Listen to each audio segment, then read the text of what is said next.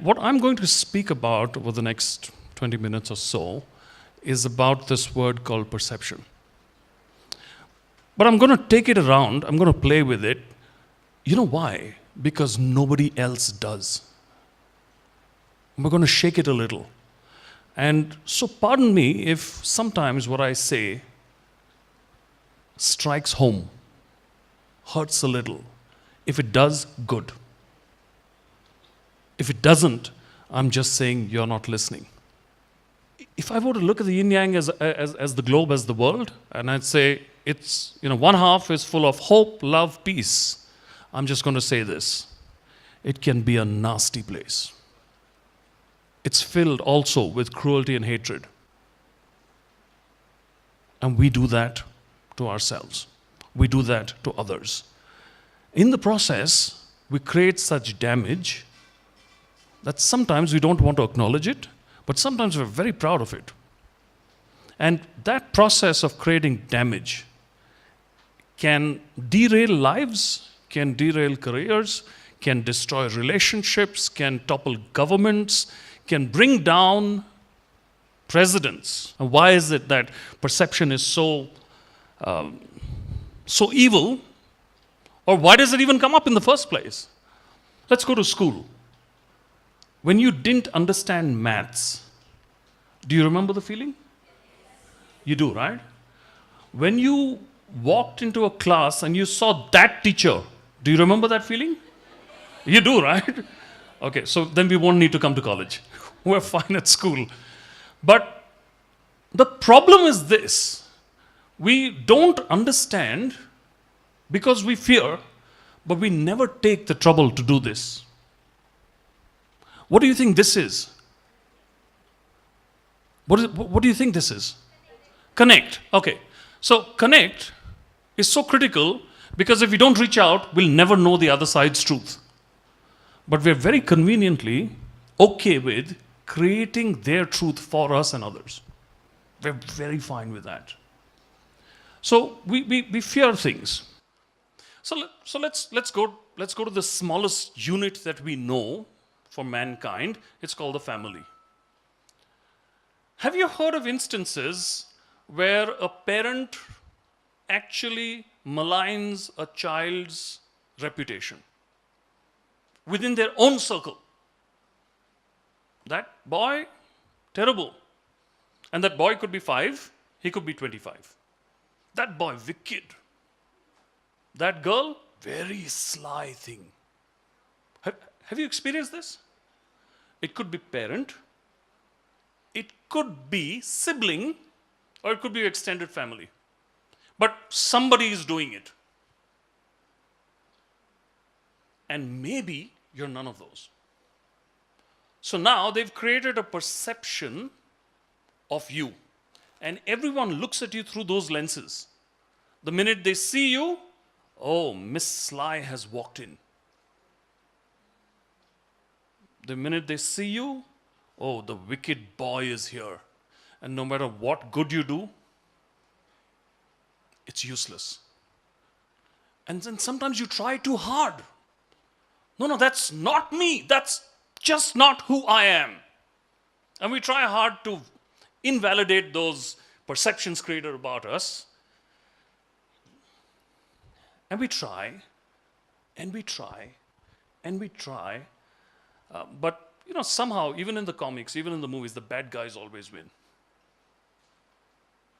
Because you can't be around everyone all the time telling them, I'm the good guy. I'm not that person. So you walk away. Guess what? Window for perception to come in. Window for the people who are there to discredit you. Beautiful opportunity. Finally, one of two things are going to happen. One is that you're going to try your best to change it, or you'll just flip the other way and say, I don't care anymore. I just don't care anymore. And then sometimes you go one step further and say, if that's who you think I am, let me become that person for you. And now you change because of someone else, and you will live in anguish and hate and frustration just to prove someone right. Well, all this time you're trying to prove them wrong. And you change, and your relationships change, and then suddenly one day you say, it's not worth it. So let's call these people toxic people.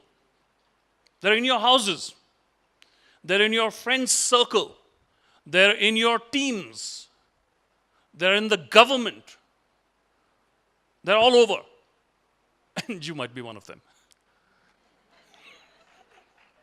Right? So while you're very safely saying, yeah, whoa, that's you. And I'm not talking of momentous, massive, strategic attack to people. I'm just talking of the small things. Small things. So a week ago, I was doing a leadership session with the senior leadership of an automotive giant, global giant. One gentleman said, you know, if a light shines 1,000 times, it becomes the truth. So let me just change it to people. If a perception is believed by many, does it become the truth? Well, it doesn't, but guess what? It becomes their truth. And it becomes your challenge for the rest of your life. So change it around. If the truth is known by just a few or one, does it become a lie? No, it doesn't, but guess what? Hey, numbers count. They're not on your team. The numbers are there. You're standing alone. You're saying, no, I'm going to fight this. They'd say, you and what team? Nobody there. So now you have a choice. Give up. And most of us do. We just don't have the energy. We don't have the strength. We don't care anymore, saying that I don't want to do this anymore. Some of us walk out of relationships. But can you leave your parents? Yeah, I've heard of parents say, I disown you from today. You're not my child. So yeah, go tell that to the doctor and the government. Right? Wow moment. Wow moment. Right? So, how do you then decide to fight something that you no longer can fight? How do you stand up for yourself? Or is it worth it? Should you stand up? It happens everywhere. It happens at work. You have people who create perception about you, and then you're left fighting, right? You have people who malign your name and your every action, and if you're in the corporate career, you'll hit what's known as the glass ceiling. You do a great job. When it comes to appraisal, somehow you're not the person who's promoted. Somehow. Why? Oh no, because I heard, they said, you showed. No, I didn't show, but I saw. How did you see? I didn't show. No, maybe you don't remember I saw. But I saw. My perception is becoming so rock solid. It's now a wall. It's no longer a filter, it's a wall. And I just can't go through. So what do I do?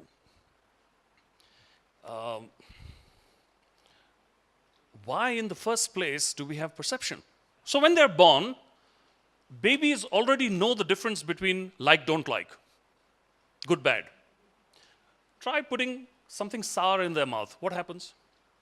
Have you seen a baby, these WhatsApp videos, someone takes a lemon and puts it in the baby's mouth and the baby goes for the next 2 minutes. Why does the baby do that? Why can't you fool the baby into saying, very nice. Baby is clean slate, they don't understand, they don't know, they don't feel. So how is it that sour is sour for them? How is it that pungent is pungent for them? How is it that sweet is sweet for them? And how do they know, I want milk, I don't want mutton? Perception is preloaded. You have that distinction of if a spider comes in. There are some children, there are parents who fear dogs. And there are children who will just walk up and hold the dog. Now, we get into the zone called conditioning. We start creating our children in our image. Or our children absorb everything. So if you don't like the auntie next door, Every time you come into the lift, your children will also give them a dirty look. We start conditioning them on what I think is bad is bad. What I think is good is good. Do what I say. So we condition. Sometimes we condition through positive interaction, positive strokes, saying that, listen, don't do this, it's not good. Oh, I love my dad, I idolize my mom. If they are saying it, I will believe it. Sometimes we punish them into accepting our truth, saying that this is bad, you do this next time. No movie, or no dinner, or no family. I'll disown you. Right? So you say, okay, safe side, let me just, that's my reality. And then we grow up and we come to college. By now, ladies and gentlemen, intelligent beings that we are, our perception becomes conscious or unconscious perception, which means that we will consciously do things to people, or we'll just do them subconsciously because the conditioning has been so solid. Right? So it's okay to discredit someone.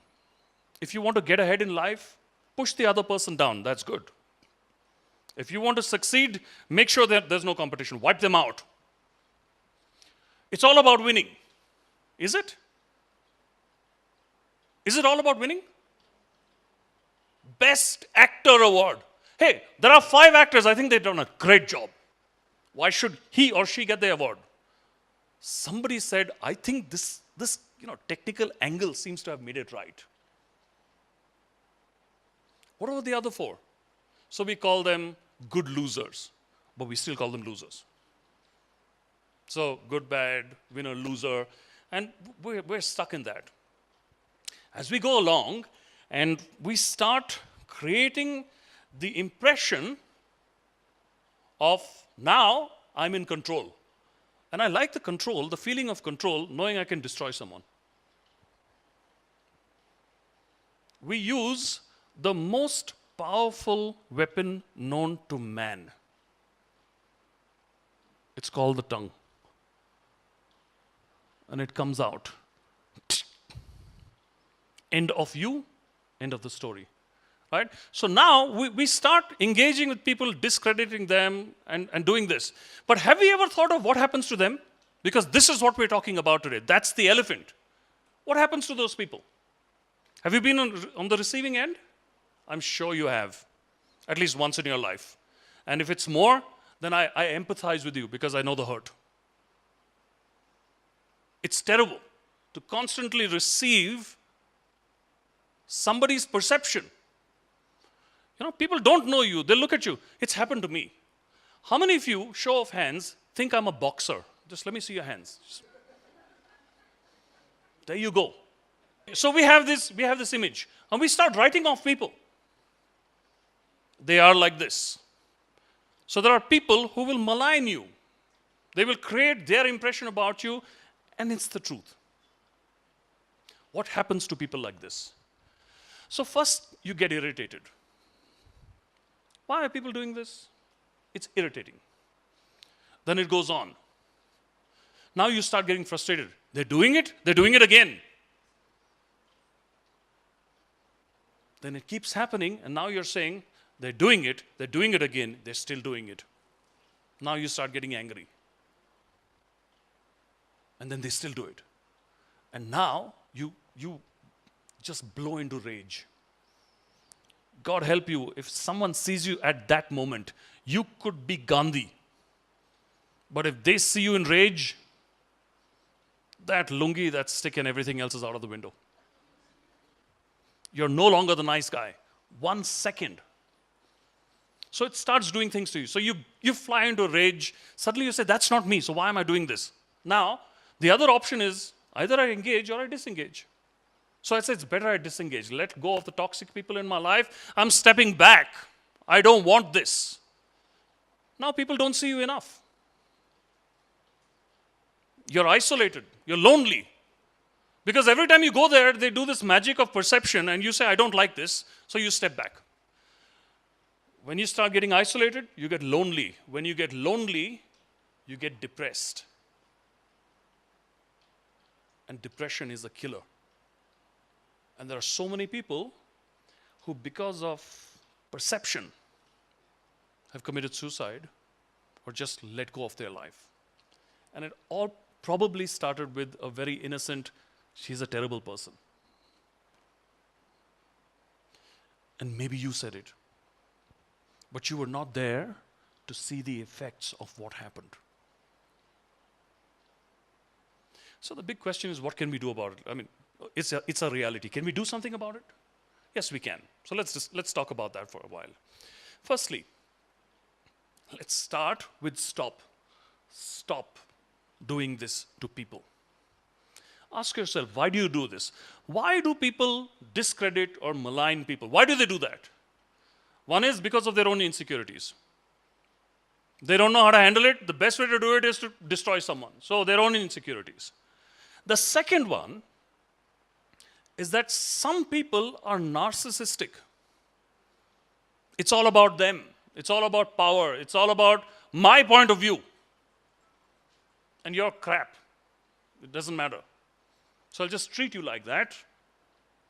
So firstly, stop. Ask yourself, why are you doing this? Are you insecure? Fix your insecurity. Don't destroy someone else. Right? The second one is this. We fear what we don't know.